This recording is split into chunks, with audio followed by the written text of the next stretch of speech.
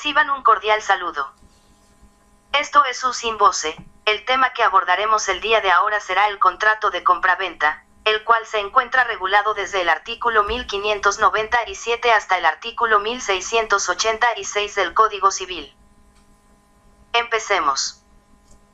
El contrato de compraventa se define como el contrato en que una de las partes se obliga a dar una cosa y la otra a pagarla en dinero. Aquella se dice vender y esta comprar. El dinero que el comprador da por la cosa vendida se llama precio. Sus caracteres jurídicos son los siguientes. Primero, es un contrato consensual ya que se perfecciona por el solo consentimiento de las partes. Excepcionalmente, puede ser solemne, cuando se habla de compraventa de bienes raíces, servidumbres y de sucesiones hereditarias. Esto lo encontramos en el artículo 1605 incisos 1 y 2 del Código Civil. Segundo, es principal, porque subsiste por sí mismo. Tercero, es bilateral, porque en la compraventa, los contratantes se obligan recíprocamente, el vendedor a entregar la cosa y el comprador a entregar el precio. Cuarto, el contrato es oneroso ya que tiene por objeto la utilidad de ambos contratantes, gravándose cada uno a beneficio de otro, ambos contratantes resultan beneficiados. Quinto, es de ejecución instantánea ya que el contrato se agota en un solo acto. Y por último, es nominado debido a que el contrato se encuentra expresamente reglado por la ley. Ahora veamos cuáles son los elementos del contrato. Primer elemento, los sujetos. El comprador es quien se obliga a dar el precio, y el vendedor es quien se obliga a transferir el dominio de la cosa. Segundo elemento, es el precio, el cual se define como el dinero que el comprador da por la cosa vendida.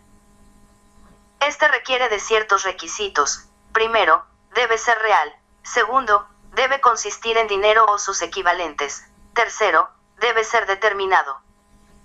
El tercer elemento es la cosa vendida, es todo aquello susceptible de ser vendido, todas las cosas corporales o incorporales, cuya enajenación no esté prohibida por la ley, asimismo que esté determinada, no puede recaer sobre una universalidad, también que la cosa exista o se espera que exista y otras reglas especiales, como cuando la cosa vendida sea común de dos o más personas pro indiviso, cada una podrá vender su cuota, sin el consentimiento de las otras personas, artículo 1616. También el artículo 1619 regula lo concerniente a la venta de cosa ajena, la cual en nuestro ordenamiento jurídico es permitida.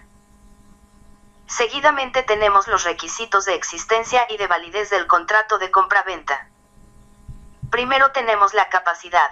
Son hábiles para el contrato todas las personas que la ley no declara inhábiles. Dicha afirmación la encontramos en los artículos 1599, 1317 y 1318 del Código Civil.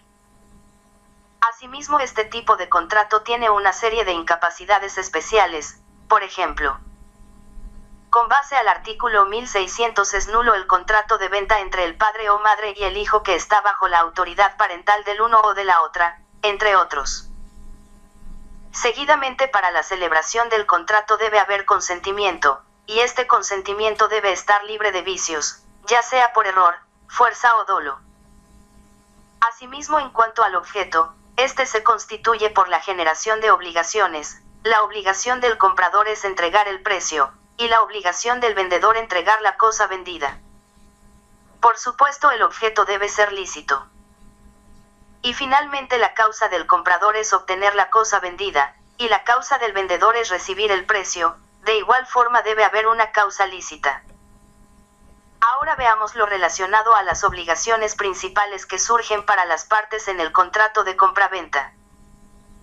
Para el vendedor surgen dos obligaciones principales. Estas las encontramos en el artículo 1627 del Código Civil. La primera es la de entregar y hacer la tradición de la cosa vendida. Producto de esta obligación, al vendedor le toca pagar los costos que se hicieren para poner la cosa en disposición de entregarla. Asimismo, el vendedor tiene la obligación de entregar la cosa vendida inmediatamente después de celebrado el contrato o a la época que las partes convengan. Recordemos que si el vendedor por hecho o culpa suya retarda la entrega de la cosa vendida, el comprador podrá, ya sea perseverar en el contrato o desistir del mismo y que se le indemnice de los daños y perjuicios en ambos casos. También es obligación del vendedor entregar lo que reza el contrato. La segunda obligación que nace para el vendedor es la del saneamiento de la cosa. Derivadas de esta obligación encontramos, primero, el saneamiento por evicción, el cual consiste en el amparo que el vendedor debe hacerle al comprador en el dominio y posesión pacífica de la cosa vendida. En otras palabras, hay evicción cuando el adquiriente es privado total o parcialmente de la cosa, por virtud de un derecho de tercero reconocido en sentencia ejecutoriada y anterior a la enajenación. Entre los elementos de la evicción encontramos los siguientes. Primero, que se produzca la pérdida total o parcial de la cosa adquirida. Bajo este supuesto se puede decir que hay evicción total y evicción parcial. Segundo, que el comprador sea privado de la cosa adquirida en virtud de una sentencia judicial. Tercero, que el derecho del evicente sea anterior a la compraventa. Luego tenemos el saneamiento por los vicios ocultos o redivitorios de la cosa vendida. A ese respecto, se entiende por vicios redivitorios a las circunstancias no manifiestas, anteriores a la venta, que hacen impropia la cosa para los usos a los que normalmente se le debe destinar y que de haber sido conocido, hubieran determinado que el comprador no celebrara la venta, o bien que hubiera pagado un precio menor. Sus requisitos son los siguientes. Primero, que la cosa adolezca de vicio. Segundo, que el vicio sea grave, de manera tal, que la imposibilite para su normal utilización. Tercero, que el vicio sea oculto, o sea que el vendedor no haya manifestado su existencia y que el comprador haya podido ignorarlo sin negligencia grave. Y cuarto, que el vicio sea anterior a la venta. Cuando se diere estas circunstancias, el comprador tiene la opción de exigir la resolución del contrato o la rebaja proporcional del precio si actuó de buena fe el vendedor, pero si actuó de mala fe el vendedor, además de lo ya mencionado, deberá indemnizar al comprador por los daños y perjuicios ocasionados. En cuanto a las obligaciones del comprador, existe una obligación principal, la cual es la de pagar el precio convenido. Y asimismo nacen otras obligaciones para el comprador, como la de recibir la cosa comprada, abonar los gastos de transporte de la cosa vendida una vez entregada, entre otros. En un primer momento se mencionó que el contrato de compraventa es de carácter consensual, pero existen ciertos casos en los cuales el mismo es de carácter solemne. El artículo 1605 inciso segundo establece que no se reputará perfecta la compraventa ante la ley, mientras no se haya otorgado escritura pública en los casos de venta de bienes inmuebles, de servidumbres y de una sucesión hereditaria. También existen otros casos en los cuales la venta se vuelve solemne. Por ejemplo, los bienes corporales e incorporales del hijo menor de edad se venderán en pública subasta con la autorización del juez, como lo establece el artículo 230 del Código de Familia, entre otras circunstancias análogas.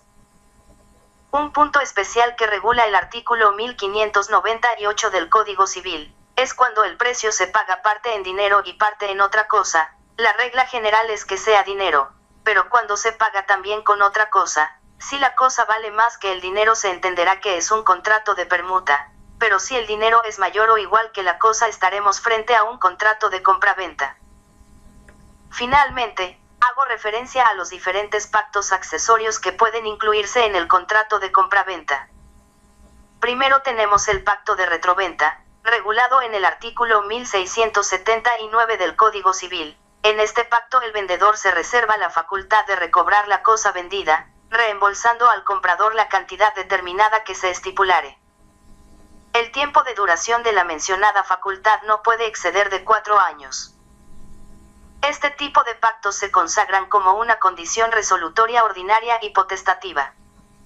Lamentablemente, ha dado lugar a prácticas usureras en las cuales bajo esta figura se esconde un mutuo con garantía hipotecaria o prendaria. Otro pacto es el llamado pacto de retroenmendo, en el cual el comprador se reserva el derecho de recuperar el precio. Sus efectos son iguales al de la retroventa, pero no tiene mucha aplicación práctica. También tenemos el pacto de retracto, el cual se consigna en el acuerdo de resolver el contrato si dentro del plazo establecidos por las partes pero que no exceda de un año, se presente persona que mejore el precio. Este pacto no tiene mucha aplicación práctica. Y por último, en base al principio de la autonomía de la voluntad, las partes podrán crear cualquier tipo de pacto siempre y cuando éste sea lícito.